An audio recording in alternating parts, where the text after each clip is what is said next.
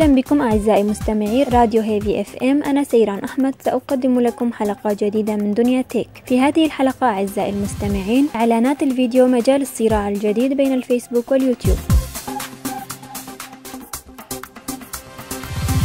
يشكل إعلانات الفيديو أكبر مصدر دخل لموقع اليوتيوب، وكان يعتبر اللاعب الأساسي في هذا القطاع، إلى أن دخلت شبكة الفيسبوك على هذا الخط وبدأت تقتطع لها حصة كبيرة من هذه الكعكة الدسمة. ففي تقرير لشركة أمبير أنالايز إن الفيسبوك أحرز تقدما على حساب موقع اليوتيوب التابع لشركة جوجل كمقصد للشركات الكبرى لتسويق منتجاتها عبر إعلانات الفيديو، وهو أحد أهم مجالات الإعلان هذه الآونة. ويتوقع تقرير الشركة البريطانية أن تدخل الشركتان في سباق في الفترة المقبلة لمضاعفة عدد مستخدميها النشيطين في سبيل إبرام مزيد من الصفقات مع كبرى الشركات، ومع زيادة الاعتماد على الإنترنت في نشر الإعلانات. وبالمقارنة فإن الإنترنت سوف تتفوق على التلفزيون كقناة تسويقية في 12 بلد كبير حول العالم لتصبح الوجهة الأفضل لإنفاق ميزانيات التسويق عليها. ويتوقع أن يصل الإنفاق على إعلانات الإنترنت إلى 28% من الإنفاق الإعلاني العام بحلول عام 2017. وتوقع تقرير آخر صادر عن زينايت أوبتيميديا أن الإنفاق الإعلاني سيصل هذا العام إلى 531 مليار دولار. ومع أن يوتيوب يوفر خيارات إعلانية أكبر، حيث يمكن عرض إعلانات الفيديو قبل وأثناء وبعد عرض أي مقطع فيديو، إلا أن الشركات أصبحت تتوجه أكثر لفيسبوك من أجل إيصال رسائلها التسويقية لتحقيق هدف الوعي بالعلامة التجارية. وبينما يفرض يوتيوب على المعلنين رسوما مقابل مشاهدة الإعلان، تقدم فيسبوك نموذجا يتسم بأنه أقل ملائمة للمعلن، حيث أنه يتعين على الأخير الدفع في حال شهدت 3 ثوان فقط من الإعلان.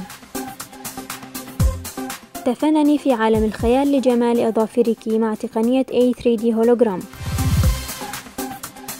لمحبات وهواة التكنولوجيا والجمال في آن واحد، يمكنك الآن ممارسة هوايتك في تزيين الأظافر والاستمتاع بأحدث التقنيات الحديثة والمذهلة التي تعرف بتقنية الهولوجرام، والتي تمكنك من تطبيق عمليات تجميل الأظافر الخاصة بك في الحياة ومشاهدتها بصور مختلفة ومجسمة في إطار فريد من نوعه. وإيمانا بأهمية مواكبة التكنولوجيا واستخدامها في تنمية المهارات الإبداعية في جميع مجالات الفنون المختلفة والجمال، الهولوجرام عبارة عن تصوير ثلاثي الأبعاد يسجل الضوء في جسم ليعطي شكل المجسم، وليطفو كمجسم ثلاثي الأبعاد. وتتم هذه العملية باستخدام أشعة الليزر. وتعتبر تقنية التصوير المجسم هولوغرافي من إنجازات العلم الحديث والتكنولوجيا التي تمتلك خاصية فريدة تمكنها من إعادة تكوين صورة الأجسام الأصلية بأبعادها الثلاثة بدرجة عالية جدا. ومصطلح الهولوجرام هو فن التصوير المجسم الذي يمكن من تكوين الصورة في الفضاء الثلاثي الأبعاد وليس على ورقة كالتصوير العادي،